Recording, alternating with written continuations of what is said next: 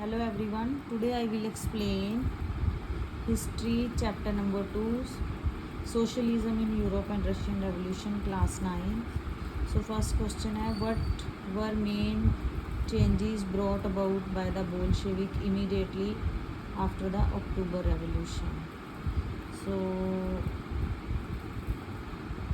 मतलब क्या क्या चेंजेस किए थे बोल्शेविक ने अक्टूबर रेवोल्यूशन के बाद. सो फर्स्ट है एंड ऑफ ऑटोक्रेटिक रूल. इसका मतलब है राजशाही का अंत. So tsar were autocratic rulers. Tsar Nicholas second was an inefficient despotic and was cared little for people welfare.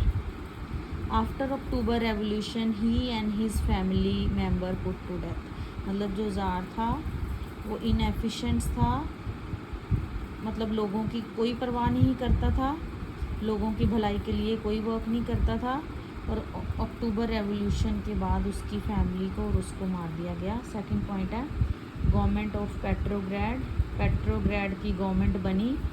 So after the revolution new government called the Soviet of people was formed. Soviet of people, Soviet means संघ बना, लोगों का form किया गया under the leadership of Lenin. The new government started the era socialism. और ये जो new government बनी इसने एक सोशलिज्म के इरा को स्टार्ट किया. Now the Bolshevik party name the Russian communist party. और अभी बोल्शेविक पार्टी का नेम चेंज करके रशियन कम्युनिस्ट पार्टी रख दिया गया. नाउ थर्ड पॉइंट है abolish of social inequality. Abolish means ख़त्म करना सोशल इनइक्वालिटी को, ऊंच नीच को, अमीर गरीब को, वर्कर्स और ओनर्स को ख़त्म कर दिया गया. A new social system was set up. All the old title of aristocracies, जितने भी टाइटल थे अमीरों के, एरिस्टोक्रेसी के, राजशाही के, were abolished and peasants could seize from their owners land.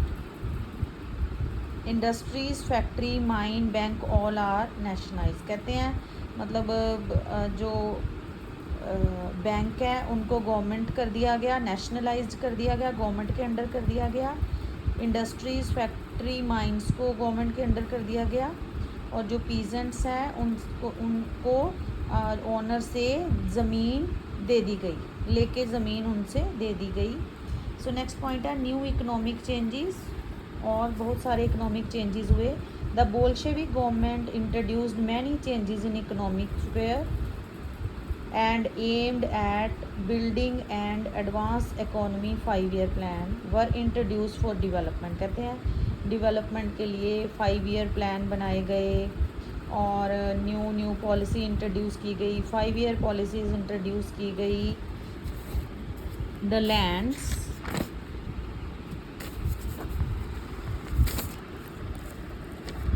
The lands and estates were confiscated and distributed among the peasants. कहते हैं अमीरों से ज़मीन छीन के और डिस्ट्रीब्यूट कर दी गई पीजेंट्स को, किसानों को. The management of factories and industries was handled to worker. और जो फैक्ट्री का और जो इंडस्ट्रीज़ की मैनेजमेंट थी वो वर्कर्स को सौंप दी गई. काउंसिल्स एंड सोवियट्स को सौंप दी गई. The right to work become constitutional right. अब काम करने का अधिकार सभी को दिया गया, कॉन्स्टिट्यूशनल राइट बन गया. और लास्ट पॉइंट है Russia become a world power. Russia एक वर्ल्ड की पावर बन गया. With in a few year of revolution Russia made prominent progress in different and emerge as a major power in the world. मतलब इतनी ज़्यादा उसने progress की कि वो वर्ल्ड की एक ताकत बन गया. सो नेक्स्ट क्वेश्चन है what led to the outbreak of revolution of 1905. ये जो रेवोल्यूशन हुआ था 1905 का, 1905 का, ये क्यों हुआ? In 19th century most of European countries have undergone important changes such as adoption of parliamentary and democratic political system. 19th century में यूरोप की बहुत सारी जो कंट्रीज़ थी वो बहुत उनमें से चेंजेस हो रहे थे और वो अडॉप्ट कर रही थी parliamentary and democratic political system को. Russia was however still under the autocratic. तो रशिया अभी भी क्या था, राजशाही के अधीन था। Rule of tsar who believed in the divine right of the king, कहते हैं जार का रूल था जो कि अभी भी दैवीय किंग के अधिकारों पर बिलीव करता था। Many Russian thinker demanded changes in Russia, जो बहुत सारे थिंकर्स थे, बुद्धिजीवी थे, वो रशिया में चेंजेस लेके आना चाहते थे। But their efforts went in way, but उनके जितने भी कोशिशें थी वो बेकार गई। The liberal and democratic forces were raising their voice, जो लिबरल थे, उदारवादी थे, जो डेमोक्रेटिक फोर्सेस थी वो अपनी आवाज़ उठा रहे थे। And the revolutionary movement was growing, और बहुत सारे रेवोल्यूशनरी मूवमेंट चल रहे थे। In 1904, Russia suffered humiliating defeat at the hand of Japan. 1904 में रशिया को बहुत मतलब जापान से एक हार का सामना करना पड़ा, जिससे उसकी बहुत इंसल्ट हुई वर्ल्ड में। This defeat strengthened the revolutionary movement in Russia, इस हार से रशिया को बहुत मदद मिली, स्ट्रेंथन्ड मिली रेवोल्यूशन में। In January 1905, a mass of peaceful workers were fired while presenting a petition. मतलब एक वर्कर्स जो थे उन्होंने पीसफुली प्रोटेस्ट कर रहे थे और एक पटिशन उन्होंने याचिका दी थी ऑनर्स को, बट उनको फायर्ड कर दिया गया कंपनी से जार के द्वारा।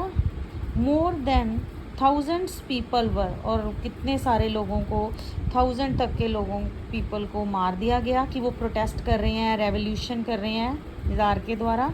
And many other were bounded, बहुत सारे जख्मी हो गए। This incident provoked unrepresented disturbance and through out Russia, इससे क्या हो गया, मतलब पूरे रशिया में बहुत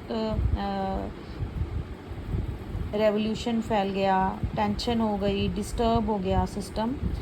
certain section of army and navy also revolted, कुछ पार्ट्स में नेवी और आर्मी ने भी रेवोल्यूशन कर दिया, विद्रोह कर दिया। The tsar had to yield and promise to introduced constitutional monarchy, तो जार को मजबूर होके कॉन्स्टिट्यूशन बनाना पड़ा, और कॉन्स्टिट्यूशन मोनार्की का उसको मतलब उसने प्रॉमिस किया लोगों के साथ कि वो क्या बनाएगा, संविधान बनाएगा। So describe the main objective of Russian revolution, क्या क्या ऑब्जेक्टिव उद्देश्य थे रशियन रेवोल्यूशन के, और which were the most important demand of Russian revolutionary, क्या डिमांड थी रशियन रेवोल्यूशनरी की। सो फर्स्ट था peace, the people of Russia were extremely worried about war, मतलब वो वॉर नहीं चाहते थे रशिया के जो लोग थे। They realise that imperialistic war of tsar provoke disaster for Russia, कहते थे जो वॉर मतलब होगी उनसे क्या होगा कि पूरे जो रशिया है डिस्टर्ब हो जाएगा। पीपल ऑफ डिमांडिंग, और लोग क्या चाहते थे, लोग चाहते थे पीस चाहते थे रशिया में, land to the tiller.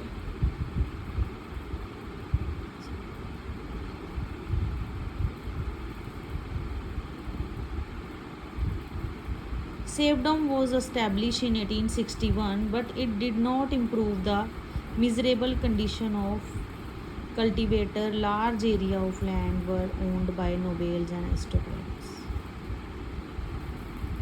So 1861 से जो सेल्फ डोमिनेट था, जो मतलब लैंड पर एक पर्सन का अधिकार होता है, उसको अबॉलिश कर दिया गया था। बट इससे भी जो वर्कर्स थी उनकी कंडीशन इम्प्रूव नहीं हुई थी कल्टीवेटर्स की। Large area of land owner बनो, और क्योंकि जो लार्ज एरिया था लैंड का वो अभी भी नोबेल्स के पास था और अमीर लोगों के पास था, राजशाही लोगों के पास था। The Russian farmers therefore demanded land and asset to prove their means, जो रशियन फार्मर्स थे वो चाहते थे कि उनकी लाइफ को ठीक करने के लिए, उनकी लाइवलीहुड के लिए वो डिमांड कर रहे थे ज़मीन की और प्रॉपर्टी की। So control of industrial by the workers, control of industries by the workers, the condition of the workers in Russia factories were very bad, बहुत बुरी हालत थी रशिया में फैक्ट्रीज़ में वर्कर्स की. But the local and foreign capitalist explain the exploited the labours and the worker, क्योंकि जो local और जो फॉरेन कैपिटलिस्ट थे, अमीरवादी पूंजीपति लोग थे, उन्होंने बहुत एक्सप्लॉटेशन की हुई थी वर्कर्स की. तो नेक्स्ट क्वेश्चन है, वेरी इंपॉर्टेंट क्वेश्चन है, एक्सप्लेन लेनिन अप्रैल थीसिस. तो क्या था लेनिन का April thesis? So Vladimir Lenin returned from his exile, जब वो जेल से वापस आया था Russia in April 1999. At this time he thought that the Soviet should assume power in Russia. He announced 3 steps to be undertaken immediately. उसने 3 step immediately announce किए थे Russia में. He declare that war should be, जो first world war है वो बंद होनी चाहिए. बैंक्स जो हैं, bank should be given away to the peasants. No no not banks, यहाँ पे आएगा land should be given away to the peasants. यहाँ पे बच्चों लैंड कर रहे हैं. दी एंड एक और पॉइंट आएगा, bank should be nationalised. Bank को क्या करना चाहिए? Nationalise. Bank should B.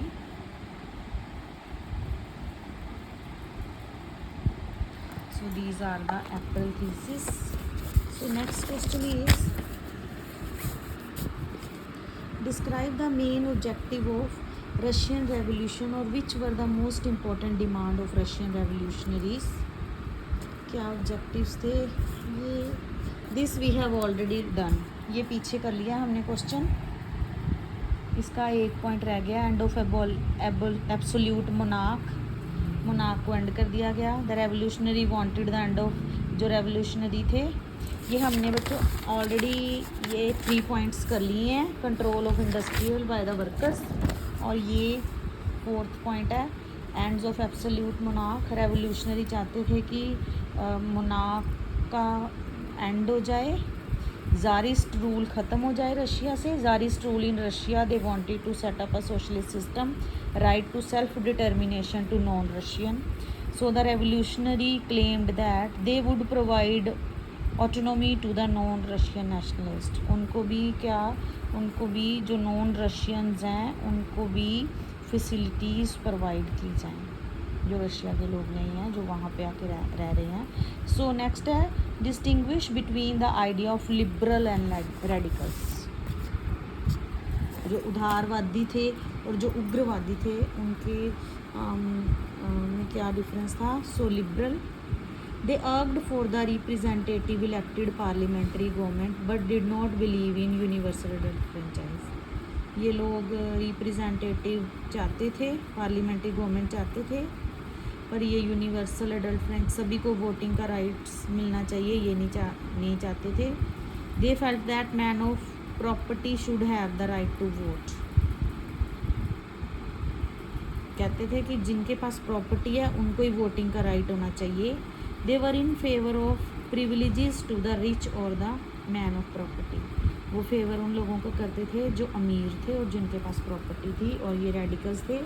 They also argued for the representative elective parliamentary government but believe in universal adult franchise. ये भी रिप्रेजेंटेटिव चाहते थे, पार्लियामेंट्री गवर्नमेंट चाहते थे कि कोई प्रतिनिधित्व गवर्नमेंट होनी चाहिए, बट ये यूनिवर्सल एडल्ट फ्रेंचाइज, सभी को वोटिंग का राइट मिलना चाहिए, ये चाहते थे.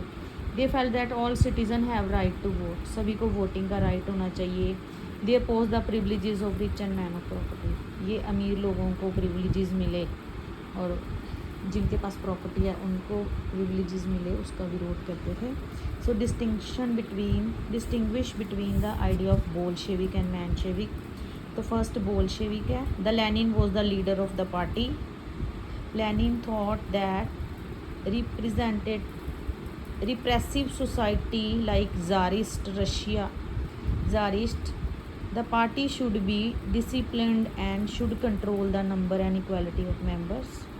They wanted to transform Russian society to revolutionary.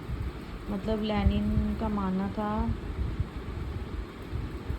कि रिप्रेसिव सोसाइटी नहीं होनी चाहिए, ठीक है, पार्टी डिसिप्लिन्ड होनी चाहिए, लोगों में इक्वालिटी होनी चाहिए। ये रशिया को सोशलिस्ट सोसाइटी में चेंज करना चाहते थे। और मेंशेविक जो हैं, Alexander was the leader of the party. This party was liberal and open to all. ये पार्टी सबके लिए थी, सबके लिए इसके डोर खुले थे। They wanted to transform the society to education and reform among the worker. ये लोगों में एजुकेशन लेके आना चाहते थे, वर्कर्स की कंडीशन में सुधार करना चाहते थे। So what is meant by October revolution? इसका क्या मतलब है October revolution? It was a revolution which occurred in October 1917. It was led by Petrograd, Soviet and Bolshevik party under the leadership of Lenin.